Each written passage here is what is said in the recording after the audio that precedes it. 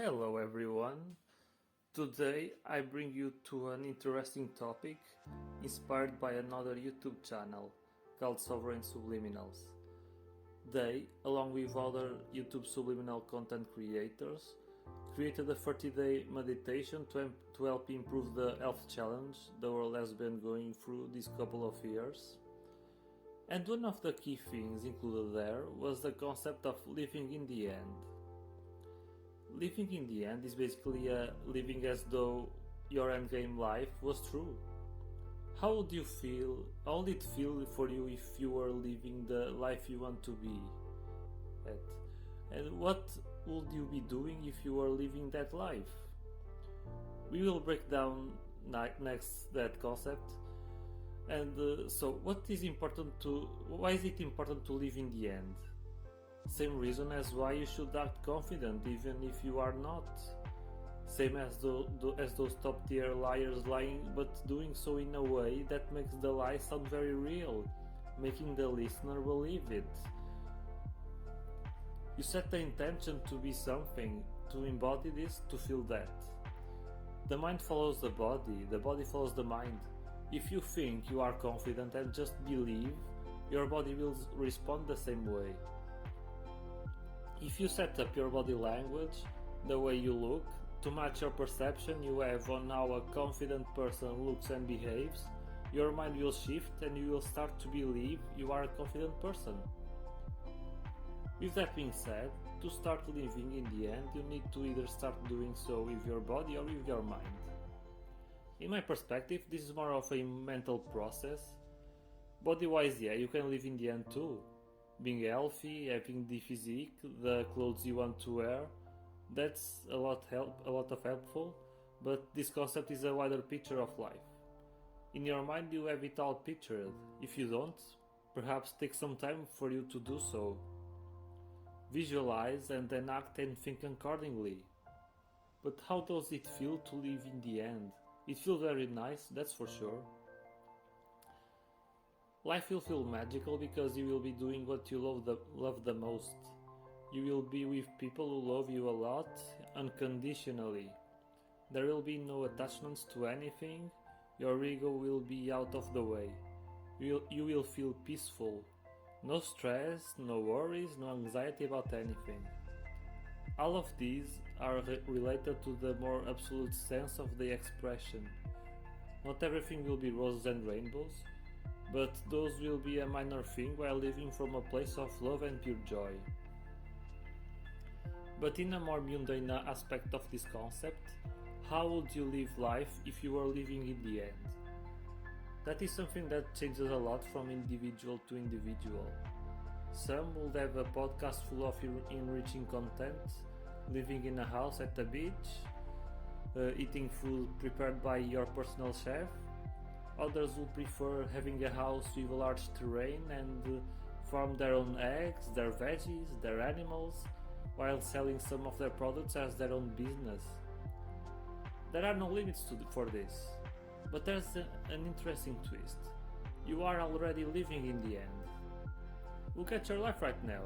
Look at each thing you do regularly and identify what you are doing by choice and what you are not. You will reach the conclusion that every single aspect of your life is what you chose. But it doesn't feel like it, right? So what's wrong? Nothing is wrong actually. You made those choices according by fears and beliefs that do not match with your higher definition of living in the end. This is a key reason why one must self-actualize and live from a place of positivity, of pure love. With that being said, look at your dream life and see which beliefs do you have regarding every aspect of your true living in the end scenario. What beliefs do not serve such perspective? What must be gone to be replaced by a higher consciousness view that you clearly see that it suits your ideal life? Make those associations and then take action that goes along with them. That will lead you to that place. Are you a rookie tennis player who wants to win the Roland Garros? Living in the end means you already won it. That void doesn't exist anymore. There's no emptiness, no expectation, no attachment towards that victory. It will feel normal, and you will probably believe that in order for you to win, uh, because you need to keep practicing, you need to gain some physical bulk. Then you will play all matches for the sake of playing. You started that journey because you have fun playing tennis. Always remember the root cause on why you are doing that. What if you are a person with a poorly paid 9 to 5 job looking forward to be a millionaire at some point? How would you feel being rich? What would you do with the money? Maybe you'll share with others. You would be in abundance mode and be detached from the money. You will do that if you were rich, but right now you don't because you feel poor. One doesn't align with the other, so you need to turn on the abundance mode to start living in that perspective. But then you think, but Shadrishan, I am poor. I can't afford to give away money and then run out of money for me. Yeah, you set boundaries regarding your finances, exactly what an abundant person does. Thing is, you say that as a poor person from a place of neediness, of lacking. You are attached to all that money you got because you believe if you start using it to give it in some form to others, you will run out of cash for yourself. While a millionaire just does it because they have abundance, no attachment to the money. Not everyone is like that, but hey, that's how my mind sees it. That leads me to another important aspect. What if you want to be a millionaire, but at some degree, you have a subconscious belief that says money is evil? That can happen. We see people use money in not such good ways. So, what to do here? Basically, you will want to change that belief. There are meditations you can do to help with that. Be wary for any subtle things that may resonate with you on that level. They may be a reason on why you are struggling to shift to your endgame reality. One final thing. I mentioned earlier an absolute living in the end way. That would literally be like living in God level. We are beings living a temporary human experience so we can grow, learn our lessons and increase our vibration to levels way beyond human standards. Our mind's perspective on being a god may be limited, but we can picture that at some degree. We think there will be an absence of negativity because we have overcome all adversity. In reality, negativity will still exist, but it won't feel negative because it's just part of life and we will feel in a state of pure bliss and love.